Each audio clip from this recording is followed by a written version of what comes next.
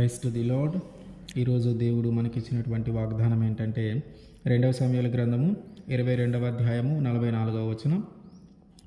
జనులకు అధికారిగా నన్ను నిలిపితివి, నేను ఎరుగని జనులు నన్ను సేవించెదరు. ఆమేన్. మనలో చాలామంది కూడా అధికారులతో కానీ ఒక ఉన్నతమైన పదవులలో ఉన్నవారితో కానీ మాట్లాడాలంటేనే మనము భయపడుతూ ఉంటాం. కొన్నిసార్లు వాళ్ళు చేసే తప్పులను ఎదిరించాల్సి వచ్చినా కూడా మనకి ధైర్యము సరిపోదు. అట్లాగే కొన్నిసార్లు మనము వాళ్ళ ముందు కూర్చోవటానికి కూడా మనం ఆలోచిస్తూ ఉంటాం. అయితే దేవుడు ఏం సెలవిస్తూ ఉన్నాడంటే, ఏ అధికారులను చూసి మాట్లాడటానికి కూడా నువ్వు భయపడుతూ ఉన్నావో, ఎవరి ముందైతే కూర్చోవటానికి కూడా నువ్వు ఆలోచిస్తూ ఉన్నావో, ఇదిగో అదే అధికారుల మధ్యలో నేను నిన్ను కూర్చుండబెట్టబోతూ ఉన్నాను. అదే అధికారులలో నిన్ను కూడా ఒక వ్యక్తిగా నేను నియమించబోతూ ఉన్నానని దేవుడు మనతో మాట్లాడుతూ ఉన్నాడు. అయితే మనం అనుకుంటూ ఉన్నాం, నాకు అంత అర్హత లేదు, నేను అంత చదువుకోలేదు కానీ, నాకు అంత జ్ఞానం లేదని కానీ, నాకు అంత అర్హత లేదులే అని మనం అనుకుంటూ ఉంటాం. మన యొక్క అర్హత ఏంటంటే దేవుణ్ణి మనము కలిగి ఉండటమే మన అర్హత. దేవుడు మనల్ని ఒక అధికారిగాను లేదా అధికారుల మధ్యలో వారితో పాటు సమానంగా మనము కూర్చునేటటువంటి ఒక ఉన్నతమైన స్థితిని కల్పించటానికి మనకి మనుషులుగా మనము చూసే అర్హత మనకు లేకపోవచ్చు, కానీ మన దేవుడైనటువంటి యేసుక్రీస్తు వారిని కలిగి ఉండటమే మన యొక్క అర్హత. ఎలాగంటే మొర్దెకై జీవితాన్ని కానీ మనం ఒకసారి ఆలోచన చేస్తే, ఆయనకి ఏమి అర్హత ఉందని అహష్వేరోషు రాజు పరిపాలించేటటువంటి ఆ దేశానికి ప్రధానమంత్రిగా ఎంచబడ్డాడు. ఆయన యొక్క అర్హత ఏంటి? అసలు ఆయన ఎక్కడి నుంచి వచ్చాడు? ఒక యుద్ధము చేసిన తరువాత చెరపట్టబడి తీసుకుని వచ్చిన వాళ్ళలో ఒక వ్యక్తి మొర్దెకై. బబులోను రాజు అయినటువంటి నెబుకద్నెజరు యూదా రాజు అయినటువంటి యెకొన్యాతో యుద్ధము చేసి ఆ యెకొన్యాని ఓడించి, ఆ యెకొన్యాతో పాటు అక్కడ యెకొన్యాని ఓడించి ఆ దేశంలో అంటే యెరూషలేములో ఉన్నటువంటి చాలామంది ప్రజలను చెరగా తీసుకొని ఈ బబులోను దేశానికి వచ్చాడు నెబుకద్నెజరు. ఈ నెబుకద్నెజరు చెరపట్టి తీసుకొని వచ్చిన వాళ్ళలో ఉన్నటువంటి వ్యక్తి మొర్దెకై. అంటే ఒక దేశంలో నివసించగలిగేటటువంటి స్వతంత్రత కలిగినటువంటి వ్యక్తి కూడా కాదు. చెరపట్టబడిన వ్యక్తికి స్వతంత్రంగా ఉండే వ్యక్తికి తేడా ఉంది. ఆ దేశంలో నివసించే స్వతంత్రుడంటే అతనికి అన్ని అధికారాలు కలిగి ఉంటాడు ఆ ఊర్లో. కానీ ఈ చెరపట్టబడిన వ్యక్తికి ఏ అధికారాలు ఉండవు. అతను సామాన్యమైన వ్యక్తిని చూస్తే కూడా భయపడే పరిస్థితి. రాజును చూసినా, రాజు సేవకులను చూసినా, లేదా ఇంటి పక్కన ఒక స్వతంత్రత కలిగినటువంటి వ్యక్తిని చూసినా కూడా భయపడేటటువంటి పరిస్థితి.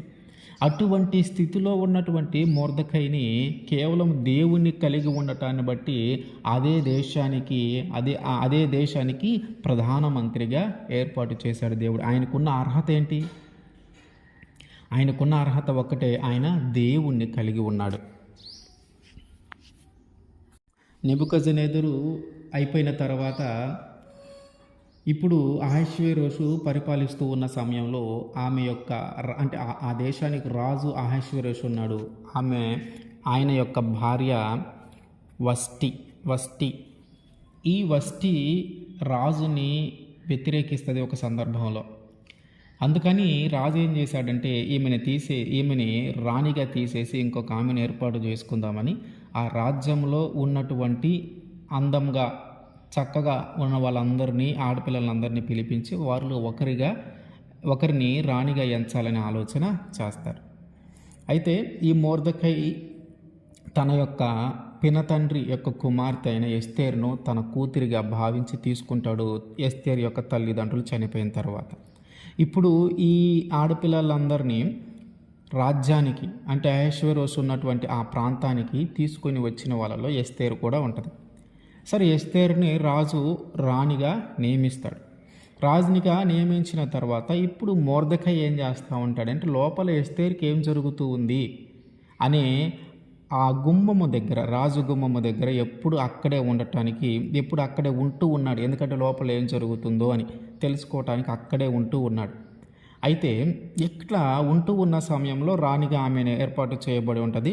అయితే ఈయన ఇక్కడ ఉంటూ ఉన్నప్పుడు ఈ రాజు దగ్గర పనిచేసేటటువంటి ఒక ఇద్దరు వ్యక్తులు ఏం చేస్తారంటే రాజుని చంపాలని ఆలోచన చేస్తారు. వాళ్ళిద్దరి పేర్లు బిక్తాను, తేరేషు. రాజు యొక్క ఇద్దరు షండులు, వాళ్ళిద్దరి పేర్లు బిక్తాను, తేరేష్ అని ఇద్దరు రాజుని చంపాలని ఆలోచన చేస్తారు.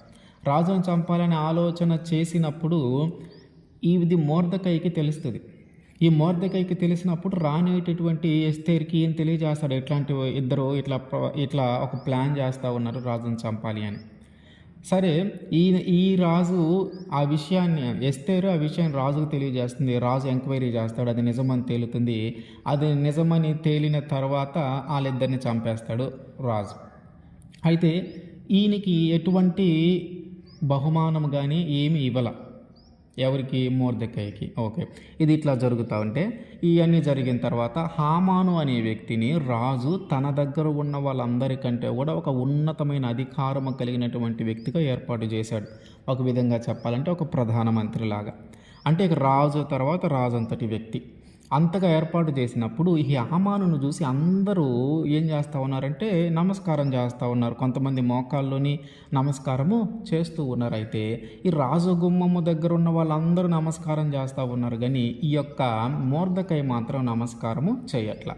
చుట్టుపక్కల ఉన్న వాళ్ళు అడుగుతూ ఉన్నారు, అదేంటి, ఆయన్ని రాజు అంతగా ఘనపరిచాడు కదా, అంత ఉన్నతమైన అధికారాన్ని ఇచ్చాడు కదా, ఆయనకి నువ్వు నమస్కారం చేయవేంటి అని వాళ్ళందరూ అడుగుతూ ఉంటే అట్లా ఇట్లా చెప్పుకొని ఏదో ఒకటి చెప్పి తప్పించుకుంటున్నాడు, కానీ సరైన సమాధానం రావట్లా.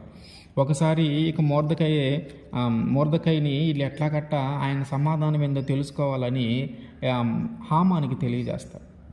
హామానికి తెలియజేస్తూ ఉన్న సమయంలో ఈయన మాట్లాడుతూ ఉంటాడు, నేను యూదుడని కనుక నేను ఎవ్వరికి కూడా నమస్కరించను, నేను యూదుడను గనక నేను ఎవరికి నమస్కరించను అంటే ఆ మాట చెప్తాడు మొర్దెకై.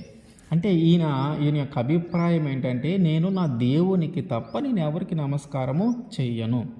అంటే ఆయన ఎవరిని కలిగి ఉన్నాడంటే ఆయన మన దేవుడైనటువంటి యేసుక్రీస్తు వారిని ఆయన కలిగి ఉన్నాడు. అంటే ఇప్పుడు ఈయన దేవుణ్ణి కలిగి ఉన్నాడు కాబట్టి ఈయనకి నమస్కారం చేయటం ఇష్టం లేదు. ఎందుకంటే ఇది దేవునికి ఇష్టం లేని పని, దేవుడికి తప్ప ఎవరికి మనము నమస్కరించకూడదు. కానీ హామానికి ఈ విషయంలో కోపం వస్తూ ఉంది. హామానికి ఈ విషయంలో కోపం వచ్చి అతన్ని చంపేయాలి. సో అతన్ని చంపేస్తే ఈ బాధ అంతా పోతుంది అనుకుంటాడు. కానీ అతన్ని చంపేయటం హామానికి చాలా చిన్న విషయమే, ఎందుకంటే అంత అధికారం కలిగినటువంటి వ్యక్తి కాబట్టి అతను ఈజీగా చంపేయచ్చు. కానీ ఆయన ఏం ఆలోచిస్తూ ఉన్నాడంటే ఇతన్ని చంపేయటం చాలా చిన్న విషయమే, ఇతన్ని కాదు అసలు ఇతని ప్రజలు ఎంతమంది ఉన్నారు, ఇతని జాతి ఎంతమంది ఉన్నారు, వాళ్ళందరినీ చంపేయాలి, అప్పుడు కానీ మనసుకు ప్రశాంతంగా ఉండదు అనుకుంటున్నాడు హామాన్. సరే, ఈ విషయాన్ని రాజుతో మాట్లాడదాము అని చెప్పి రాజు దగ్గరికి వెళ్ళి, ఇదిగో నీ రాజ్యములో నిన్ను వ్యతిరేకించి నీ ఆజ్ఞలు పాటించకుండా ఉండేటటువంటి జనం ఉన్నారు, వాళ్ళని కానీ మనం ఇక్కడ ఉండనిస్తే ఖచ్చితంగా వాళ్ళు మనకి రేపు మన మీద యుద్ధానికో లేకపోతే ఏదో ఒక విధంగా మనకి నష్టాన్ని కలిగిస్తారు, కాబట్టి వాళ్ళు ఎవరిని ఇక్కడ ఉంచొద్దు అనే ఆలోచన రాజుకు తెలియజేసి ఆయన దగ్గర నుంచి ఒక అధికారాన్ని పొందుకుంటాడు వాళ్ళందరినీ సంహరించడానికి. ఎవరిని? మొర్దెకైని, తన ప్రజల్ని, అంటే యూదులను. మొర్దెకై యూదుడు కాబట్టి దేవుడికి నమస్కరించలేదు, మొర్దెకై యూదుడు కాబట్టి దేవుడికి మాత్రమే నమస్కరిస్తాడు, యూదుడు కాబట్టి మిగతా అంటే మనుషులకి ఎవరికైనా నమస్కారము చేయట్లా. అయితే ఇప్పుడు హామాన్ ఏం చేస్తూ ఉన్నాడు, వీళ్ళందరం చంపాలని రాజు దగ్గరికి వెళ్ళి పర్మిషన్ తీసుకొని వచ్చాడు. పర్మిషన్ తీసుకొని వచ్చిన తర్వాత ఈ విషయము మొర్దెకై అన్ని ప్రాంతాలలో ఉన్నటువంటి యూదులకి తాకీదులు రాజు పంపించిన తర్వాత అందరికీ తెలుస్తుంది. వాళ్ళందరూ దుఃఖపడుతూ బాధపడుతూ ఉంటారు. మొర్దెకైకి తెలుస్తుంది. మొర్దెకై బాధపడుతూ ఈ విషయాన్ని ఎస్తేరు రాణికి తెలియజేస్తాడు, హామాన్ ఇట్లా చేశాడని. హామాను సంగతి ఒకసారి రాజు దగ్గరికి వెళ్ళి మాట్లాడమంటాడు. ఆమెమో వెళ్ళలేని పరిస్థితి, ఎందుకంటే రాజు యొక్క పర్మిషన్ లేకుండా డైరెక్ట్గా రాజును కలవటానికి అవకాశము లేదు. ఒకవేళ ఎవరైనా అట్లా వస్తే రాజు చంపేసినా ఆశ్చర్యపోవాల్సిన పని లేదు. కాబట్టి ఆమె వెళ్ళటానికి ధైర్యం చేయాల. మళ్ళీ రెండోసారి పంపించాడు. సరే అట్లా అయితే అయిందిలే, నేను వెళ్తాలని చెప్పిద్ది. సరే ఎస్తేరు రాణి వెళ్ళి అహష్వేరోషు రాజు దగ్గరికి వెళ్ళి ఒక మనవి అని అడుగుతుంది. సరేనమ్మా, ఏంటి నీ మనవి అంటే, ఇదిగో నువ్వు హామాను అంటే రాజు అయినటువంటి మీరు హామాను మీ ఇద్దరు భోజనానికి రావాలని అడిగిద్ది. ఆమె భోజనానికి పిలిచిన తర్వాత ఆయనకి హామానికి బాగా సంతోషం వేస్తుంది. ఎందుకంటే వాళ్ళిద్దరినే పిలుస్తుంది, రాజుని తర్వాత హామానుని. ఈ విషయం బాగా సంతోషంతో ఆనందంతో రిటర్న్ వచ్చేటప్పుడు మళ్ళీ రాజగుమ్మం దగ్గరకు రాగానే అందరు నమస్కరిస్తారు, కానీ హామాను మళ్ళీ నమస్కరించడు. ఈ హామాను చూసినప్పుడు ఆయనకి ఈ రాణి వల్ల, అంటే ఆమెను భోజనానికి ఆహ్వానించడం వల్ల కలిగిన ఆనందము మొత్తం కూడా ఈ హామాను దగ్గర, ఈ మొర్దెకై దగ్గరికి వచ్చలేకపోతూ ఉంది. అందుకని ఈయన ఇంటి దగ్గరికి వెళ్ళి తన భార్యతో, తన స్నేహితులతో అందరితో చెప్తా ఉన్నాడు, ఏమని, నాకు ఇవాళ భలే ఆనందంగా ఉంది, భలే సంతోషంగా ఉంది. రాజు అందరికంటే నన్ను, తన అధికారులు అందరికంటే ఉన్నతమైన స్థానాన్ని, ఉన్నతమైన అధికారాన్ని నాకు ఇచ్చాడు. అట్లాగే ఇవాళ రాణి నాకు రాజుకు మాత్రమే భోజనాన్ని ఏర్పాటు చేసి ఆహ్వానాన్ని ఇచ్చింది అని ఆయన బాగా సంతోషపడతా ఉన్నాడు. ఆయన బాగా సంతోషపడతా ఉన్న సమయంలో ఈ హామాను ఇప్పుడు ఏం చేశాడు, మొర్దెకై గురించి చెప్తా బాధపడుతూ ఉన్నాడు. అంటే అప్పుడు దాకా ఆనందం ఉంది, మొర్దెకై విషయంలో మాత్రం బాధ ఉంది.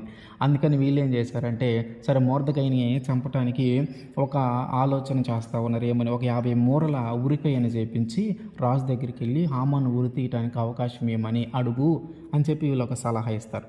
రాజుకి అది మనకి హామానికి అది చాలా మంచిగా అనిపించిన తర్వాత ఆయన ఒక 50 మూరల ఊరికొయ్యని చేయించి వాళ్ళ ఇంటి దగ్గర నాటి రాజుని పర్మిషన్ అడగటానికి రాజు దగ్గరకు వస్తూ ఉన్నాడు. రాజు దగ్గరకు వస్తూ ఉంటే ఆ రోజు రాత్రి అంటే అప్పుడు వస్తూ ఉన్నాడు. ఈలోపు జరుగుతున్న సంఘటన ఏంటంటే, రాజుకి రాత్రి అయింది, రాజుకి నిద్ర పట్టట్లా. రాజుకి నిద్ర పట్టకపోతే ఇప్పుడు ఈయన ఏం చేస్తూ ఉన్నాడంటే, ఆ రాజ్య సమాచార గ్రంథం తెమ్మన్నాడు.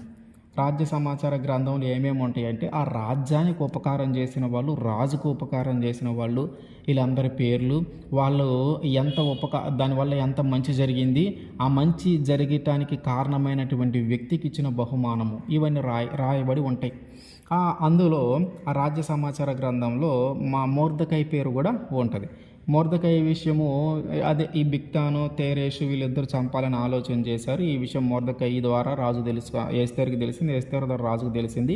అంటే కాపాడిన వ్యక్తి, ఆ ప్లాన్ను పసిగట్టినటువంటి వ్యక్తి మొర్దెకై. సో మొర్దెకై ద్వారా రాజు రక్షింపబడ్డాడు, రాజు ప్రాణం కాపాడబడింది అని అక్కడ రాయబడి ఉంటుంది. అయితే అతనికి ఇచ్చిన బహుమతి గురించి ఏమీ రాయబడదు, ఎందుకంటే వాస్తవంగా అతనికి ఏం బహుమతి ఇవ్వాల, ఎలాంటి ప్రశంస ఆయనకి కలగల. అయితే రాజు అడుగుతూ ఉన్నాడు, సరే ఆయన మన ప్రాణాలని కాపాడాడు కదా మొర్దెకై, మరి అతనికి మనమేమి ఇచ్చాము అని అడిగితే అక్కడ ఏమీ ఇవ్వలేదు అని రాయబడుతుంది. అంటే అక్కడ ఏమీ లేదు, రాయలా. అయ్యా మరి మొర్దెకైకి మనం ఎలాంటి బహుమతి ఇవ్వలేదు అని చెప్తాడు. ఈలోపు ఏం చేస్తాడు, మొర్దెకై రాజు దగ్గరికి వచ్చి బయట వెయిట్ చేస్తూ ఉన్నాడు. బయట ఎవరో ఉన్నారని అర్థమైంది, రాజు లోపలికి పిలిపించాడు. హామాన్ అని తెలిసింది, లోపలికి పిలిపించాడు. లోపలికి పిలిపించగానే హామాన్ అడుగుతూ ఉన్నాడు, ఒకవేళ రాజు ఎవరినైనా గణపరచాలనుకుంటే ఏం చేయాలి, ఏం చేస్తే బాగుంటుందని అని హామాను అడుగుతాడు రాజు. హామాన్ అనుకుంటా ఉంటాడు, ఇంకా నన్నే కదా గణపరచాల్సింది, నన్నే కదా ఉన్నతమైన స్థానంలో ఉంచింది, నన్నే కదా, ఇంకా నన్ను కాపుతే ఎవరిని గణపరుస్తాడని ఆలోచించి తనకిష్టమైనవన్నీ రాజు దగ్గర తెలియజేస్తూ ఉన్నాడు. ఎప్పుడైతే ఈ చెప్పటం అయిపోయిందో వెంటనే రాజు ఏం చేశాడంటే, హామానికి ఒక ఆజ్ఞ ఇచ్చాడు. ఏమని, ఇప్పుడు నువ్వేవైతే చెప్పావో అవన్నీ గుమ్మము దగ్గర, రాజగుమ్మము దగ్గర ఉన్నటువంటి మొర్దెకైకి చెయ్యి అంటాడు. ఒకసారిగా హామానికి ఏం అర్థం కాదు. సరే రాజు ఆజ్ఞ అని చెప్పి అక్కడికి వెళ్ళి మొర్దెకై దగ్గరికి వెళ్ళి రాజు ఏ విధంగా అయితే చెప్పాడో అదంతా చేసి మళ్ళీ అక్కడ వదిలిపెట్టి ఇంటికి వెళ్ళిపోతాడు, దుఃఖంతో, బాధతో, ఏడుపుతో. ఇంటికి వెళ్ళగానే వాళ్ళందరూ అడుగుతూ ఉన్నారు, ఏంటి ఏడుస్తున్నావు, ఏంటి బాధపడుతున్నావు అంటే, ఇది ఇట్లా జరిగింది, మొర్దెకైని ఇట్లా గణపరిచాము, ఇట్లా చేశానని ఏడుస్తూ బాధపడుతూ ఉంటాడు. ఈలోపు భటులు వస్తారు. భటులు వచ్చి, రాణిగారు మిమ్మల్ని భోజనానికి ఆహ్వానించారు కదా, విందుకు ఆహ్వానించారు కదా, అక్కడికి రమ్మని. సరే దుఃఖంతో సరే అని చెప్పి వాళ్ళతో పాటు వెళ్ళిపోతాడు. వాళ్ళతో పాటు వెళ్ళిపోయిన తర్వాత ఎస్తేరు చెప్తుంది, ఆ ఎస్తేరు దగ్గరికి వీళ్ళు భోజనానికి వెళ్ళారు కదా, వెళ్ళిన తర్వాత ఎస్తేరు వీళ్ళకి రాజు అడుగుతూ ఉన్నాడు, ఏంటి నీ మనవి, ఏంటి, ఎందుకు పిలిచావు, ఏంటి, ఇంత ఏర్పాటు చేయడానికి కారణం ఏంటని అడిగితే అప్పుడు ఆమె చెబుతుంది, మా జాతి అంటే మా ప్రజలందరినీ కూడా సంహరించాలని ఒక ఆలోచన చేశారు, మమ్మల్ని అందరినీ చంపేయబోతూ ఉన్నారు, మీరు కూడా తాకీదులు రాసించారు అని చెప్పిన తర్వాత రాజు కోపం వస్తుంది. ఆ విషయం అసలు ఎవరు చేశారు ఏంటంటే అప్పుడు ఆ చివరికి వచ్చి హామాన్ మీద చెప్తుంది, ఈ హామానే ఇదంతా చేసింది అని. హామానునికి మీద ఎప్పుడైతే చెప్పాడో ఆయనకు బాగా భయం వేసింది. రాజుకు కూడా బాగా కోపం వచ్చింది. రాజేమో అక్కడి నుంచి వెళ్ళిపోయి బయటికి వెళ్ళిపోయాడు. హామానేమో రాణి దగ్గర నిలబడి ప్రాణము నిలబెట్టమని, కాపాడమని, ప్రాణం నుంచి రక్షించమని బతిమలాడదామని అక్కడ ఉన్నాడు. కానీ రాజు మళ్ళీ ఎక్కడైతే విందు జరుగుతుందో అక్కడికి వచ్చేలేకే రాణి కూర్చునేటువంటి ఆ శయ్య మీద ఆయన పడిపోయి ఉన్నాడు. వెంటనే ఆయన ఏం చేశాడంటే రాణినే నా ముందే బలవంతం చేయబోతూ ఉన్నాడా అనే మాట అనేలేకే అక్కడ ఉన్నటువంటి భటులు, అక్కడ ఉన్నటువంటి సైనికులు ఏం చేశారు, హామానికి తల మూసుకు వేశారు తలకి. ఇక ముసుగు వేసిన తర్వాత అక్కడ ఉన్నటువంటి వ్యక్తులు ఒక అతను అంటూ ఉన్నాడు, ఈయన మనకు ఉపకారం చేసినటువంటి ఆ మొర్దెకైని చంపేయాలని 50 మూరల ఉరికొయ్యని జయించి వాళ్ళ ఇంటి దగ్గర నాటాడు అని చెప్పగానే, సరే అట్టయితే తీసుకెళ్ళి హామానుని అతను జయించిన ఉరికొయ్య మీద అతన్నే ఉరి తీయమని చెప్తాడు. ఉరి తీయమని చెప్పిన తర్వాత ఇప్పుడు ఈ మొర్దెకైకి ఏం చేస్తాడు, హామానుకున్నటువంటి పదవిని మొర్దెకైకి ఇస్తూ ఉన్నాడు. హామాను ఇంటి మీద అధికారిగాను మొర్దెకైని నియమించాడు.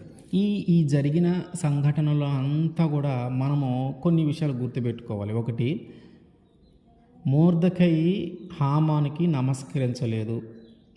కారణం ఏంటంటే అతను యూదుడు, అంటే దేవునికి మాత్రమే, మన దేవునికి మాత్రమే నమస్కరిస్తాము, వేరే వాళ్ళకి నమస్కరించము. అంటే ఇక్కడ దేవునికి వ్యతిరేకంగా, అంటే అధికారం ఉన్నాడు, ఆ ఉన్నతమైన పదవి కలిగి ఉన్నాడు కాబట్టి మన దేవుణ్ణి విస్మరించి మన దేవుని కాదు అనుకుని ప్రవర్తన లేదు.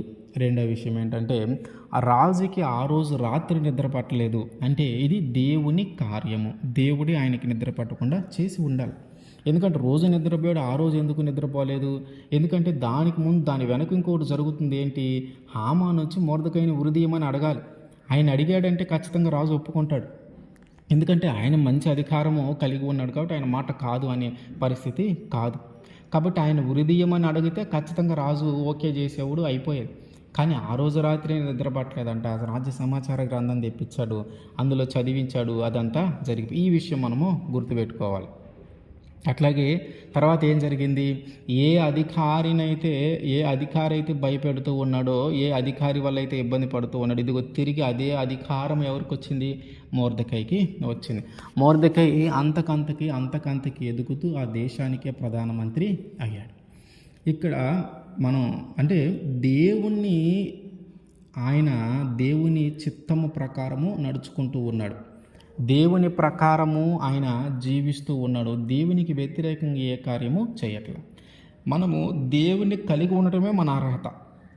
మనం అనుకోవాల్సిన పని లేదు, నాకు ఎట్లాంటి అర్హత లేదు, నాకు ఎట్లాంటి చదువు లేదు, నాకు ఏ జ్ఞానము లేదు, నాకు ఇది నేను అర్హుడిని కాదు నువ్వు అనుకుంటూ ఉన్నాము. కానీ మన అర్హత ఏంటంటే మనము మన దేవుడైనటువంటి యేసుక్రీస్తు వారిని కలిగి ఉండటమే మన యొక్క అర్హత. ఆ అర్హతను బట్టే హామాను ఒక చెరగా వచ్చినటువంటి వ్యక్తి అదే దేశానికి ప్రధానమంత్రి అయ్యాడు. ఏ అధికారి వల్ల ఇబ్బంది పడుతూ ఉన్నాడో, ఏ అధికారి వల్ల బాధ పెట్టాడో, ఏ అధికారి వారి ప్రాణం తీయాలనుకున్నాడో అదే అధికారి ఇంటి మీద ఆయనే అధికారిగా నియమించబడ్డాడు. అదే అధికారము కలిగి చంపాలనుకున్న ఆ వ్యక్తి ఇంటినే ఆయన అధికారిగా నియమించాడు. అంటే ఏ అధికారులను చూసి భయపడుతూ ఉన్నామో, ఏ అధికారులను చూసి ఇబ్బంది పడుతూ ఉన్నామో అదే అధికారుల మధ్యలో మనల్ని కూడా దేవుడు ఒక అధికారిగా నియమిస్తాడు. ఆయన మనకు అదే వాగ్దానం చేస్తూ ఉన్నాడు, జనులకు అధికారిగా నన్ను నువ్వు నిలుపుతా ఉన్నావు అని, నేను నిన్ను నిలుపుతాను అని. కాబట్టి మనకు అర్హత లేదని మనం దిగులు పడాల్సిన పని లేదు. మన దేవుడే మన అర్హత, మన దేవుని కలిగి ఉండటమే మన అర్హత. ఆమేన్.